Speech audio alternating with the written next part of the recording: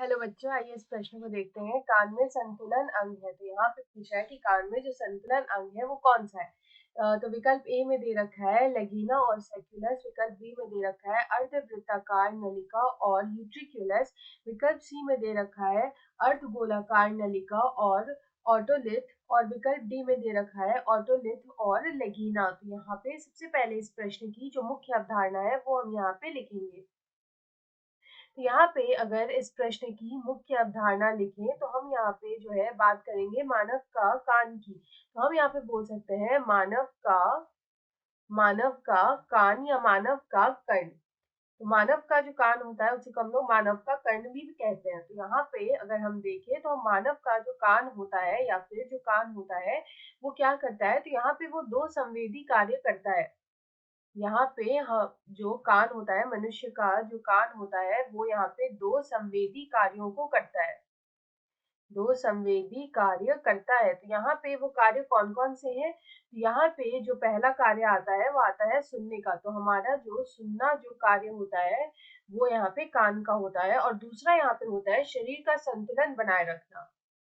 दूसरा होता है यहाँ पे शरीर का संतुलन बनाए रखना। हमारे शरीर का जो संतुलन है वो यहाँ पे बनाए रखता है, हमारे शरीर का संतुलन बनाए रखता है। तो ये दो संवेदी कार्य होते हैं हमारे कानों के।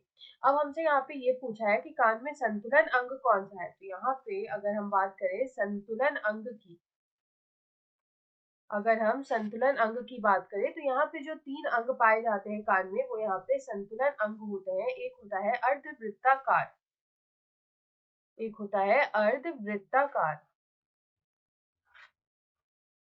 उसके बाद जो दूसरा यहाँ पे आता है, तो ये जो अर्धवृत्ताकार होती है ये एक नलिका होती है, अर्धवृत्ताकार नलिका हम इसको कह सकते हैं।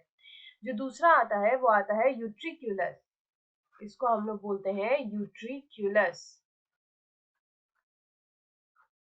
और जो यहाँ पे तीसरा आता है वो आता है सेक्युलस, वो आता है सेक्युलस। तो यहाँ पे ये जो तीनों ही अंग होते हैं वो हमारे शरीर का जो संतुलन है उसको बनाए रखते हैं, और ये हमारे कान में ये अंग जो है वो पाए जाते हैं। तो यहाँ पे अगर इस प्रश्न का सही उत्तर देखें हम, तो हमें यहाँ पे जो विकल्प बी है उसमें यहाँ पे दे रखा है अर्धवृत्ताकार नलिका और यूट्रिक्युलस। तो यहाँ पे जो हमारा विकल्प बी है वो यहाँ पे सही उत्तर हो जाएगा। आशा है आप इसे अच्छी तरह समझ गए होंगे। धन्यवाद।